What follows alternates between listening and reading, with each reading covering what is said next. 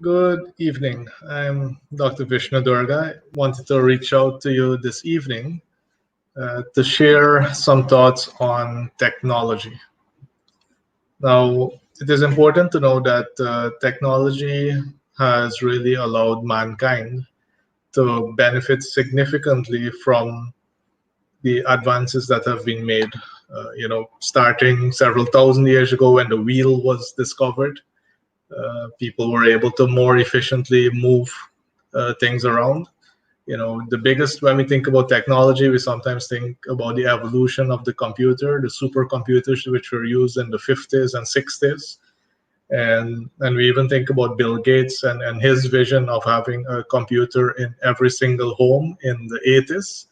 And now it's a reality. Now many of us have a computer in the palm of our hands. This single device here is probably 100 times better and faster than one of the computers back in the 90s.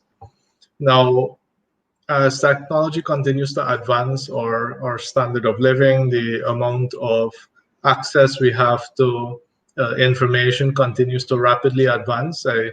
I'm remembering the times when we had dial-up internet, when you had to wait a couple of seconds to be able to get onto the internet with a 128 or a 256 kilobytes connection.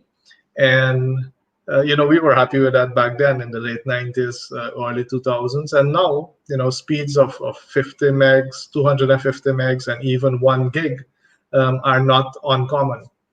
Now, why is technology so important?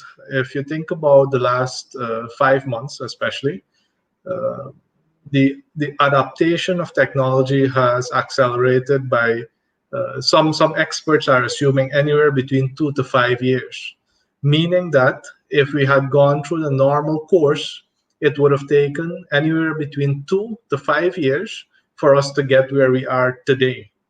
And this is the adaptation of technologies such as video conferencing. So you have the most popular one is actually Zoom at the moment. We have presentation software. We have, fingerprint scanning has become even more common now for people to be able to get registered. If we think about other things like accounting software, more and more companies are moving over from Excel-based and paper-based accounting to QuickBooks accounting and other software packages, which are not just server-based, meaning that they're not just located on a computer in the organization, but they're now cloud-based, meaning that persons can access their information basically from anywhere in the world and not having to be worried about a server crashing, not having to be worried about losing their information. So the adaptation has really rapidly taken place. Um, my advice would be that unless you are older than 70, and I must tell you that I have two of my grandmoms. One is 82, the other one is 96, and they use their tablets, they use their devices. They're on WhatsApp, they're on Facebook. I'm able to communicate with them very easily. So they might be exceptions. They might be exceptions at 82 and 96. However, I think anyone below 70 doesn't really have an option not to understand technology, understand what it can do for you in your daily life. Even if we were to look at what has happened in Guyana recently, where lots of people coming together, especially during COVID. I think for some of us, it kind of felt like together with one headache being resolved, which is our elections impasse. Some of us might have even thought that the other headache, which is COVID, that we're still facing, was also solved, but apparently not. And the good news, if we can call it good news, is that about 40% of Guyanese, based on the statistics provided, actually could have contracted COVID or may have COVID and are asymptomatic. So they don't even recognize that they have it, which is a bit worrying on the one side because the spread might be much wider than we believe. But it's also a little bit heartening because 40% of the people will not actually have to suffer through the very ill effects of COVID. So that is something to think about. However, I have noticed as a business professional that I'm able to get so much more done using video conferencing, for example. Think about it. And I've been in private sector development for nearly 20 years now. I started off when I was 22, having to attend meetings with governments and NGOs and all of that. And sometimes when we meet, a lot is said. In many cases, not enough is done. I hope that changes. But what happens is, we have a photo up. It's good. We had a meeting. We had some discussions. It hits the news. The population thinks that things are happening. However, to get to a meeting, and back then I was in Berbice, it took anywhere between 2 to 3 hours to get to the meeting. The meeting might be a half an hour, an hour. Then you still have to leave the meeting. That still takes some time. Whereas with technology, it allows you to be in your office, and with the Zoom link or whichever other software is being used, you immediately enter the meeting at the exact time that the meeting was scheduled for. So no longer should people be able to use the excuse of the bridge, I got caught up with the bridge, or I couldn't get parking, or the security didn't let me in, or I didn't walk with my ID card, or I don't have my mask. 1,000,001 really good excuses, but nevertheless excuses. We're able to get a lot more done. So I really do hope that our leaders, because it always starts with leadership, right? It's very tough to expect a population or your team to do much better if you as a leader don't step up and do and lead by example. Because people don't really listen to what you say; they follow what you do. So I'd strongly encourage all leaders to any meeting that could be done remotely, could be done by Zoom. Please go ahead and do that. You'll save a lot of time, and you can also start determining who really needs to be here. Because the other thing that we sometimes do in Guyana and around the world, sometimes we think that Guyana is like its own special place, but and maybe you are right. However, around the world, it is still the problem where people are called into meetings and they don't get asked a single question. They don't have to contribute. They don't contribute at all, and it makes you think: were they really needed in the meeting? And if they're a smart employee, so smart and lazy employee, those also exist. For them, it's like a mini holiday, right? Because maybe they have a ton of work to actually get done. But if the supervisor or the boss or the manager calls them in for a meeting, nobody can tell them anything, right? Because they were in a meeting with their supervisor, right? And you'd be surprised how often that happens. So other uses for technology, we are still very paper-based, and many of the paper processes that we have, purchase orders, vouchers, receipts, a lot of that could be digitized, and it also saves on paper, and the transaction is instantaneous. Even when we think about the reduction of corruption, every time you have a human being that has to do some process for you, there's a likelihood that either they might slow it down, causing you to offer them something, or you wanting to have your thing done faster, causing you to offer something. And we know that's a very slippery slope and can end up with a lot more problems that that you think you were solving. You might end up with actually a lot more problems.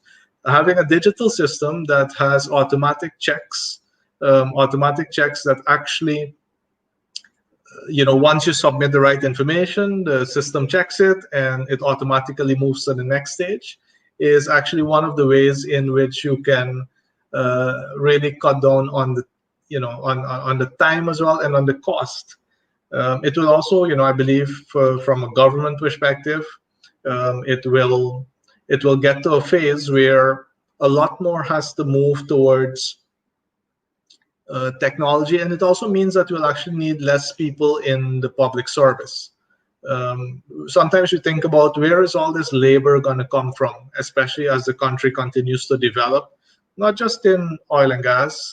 Agriculture, I think, has a um, massive opportunity for growth. We have mining. We have so many sectors, and I do plan, to take a little bit of time over the next couple of weeks and share some thoughts with you on the different sectors. Tonight is technology's turn. So I do believe that we actually need to cut down our public sector employment by more than half. Right? I think it's we're now in excess of 20,000, if I remember correctly. I need to check that number. But with the application of technology, we could cut down that number by half, because for one, we will need people in other sectors, and also what is likely to happen is that with retraining, readjustment, most of those people could actually earn much more in the private sector, in the new jobs, whilst the public sector gets more efficient as well, which means we actually get a higher return for our investment, for our tax dollars, right? Because our tax dollars pay the public sector. So if we can do it with half the people, get better results, we actually get more value for money for our tax dollars as well. I think, automating as many business processes as possible, very important. But then also we need very fast and reliable internet. What we pay for in Guyana, and I know that the companies have their own limitations. What we pay for in Guyana, we could probably get 4 to 10 times more in most other countries, and even developing countries.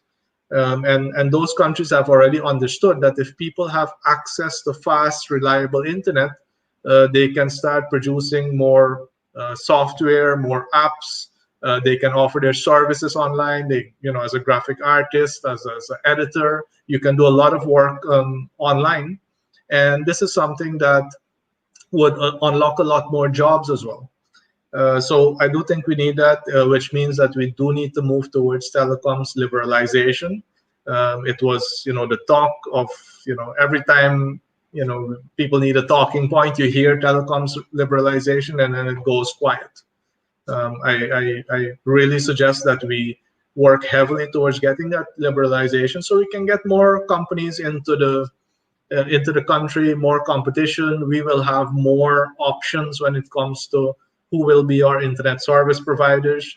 In many countries, many people don't use a line phone anymore because it's so cheap to have a cell phone. Then your television package could also be combined with your internet package. So there are a lot of options that would become available if we actually have liberalization. And, for everyone looking out there, it is so important for you to start exploring the type of software that is developed internationally, but also locally. I'm familiar. I just saw Anthony Chin list the app. I'm familiar with companies like Techlify, for example, they built a e-business software, which allows people to manage their tasks, manage their payroll. There are many other software companies in Guyana from the grandfather of technology, and if Lance hears me, he'll probably send me a tough message, but he's been around for over 20 years, and the amount of technology that they've generated, people like Richard, like Rowan, like Eldon, they are producing quite a bit of technology as well. So start looking at what's available internationally.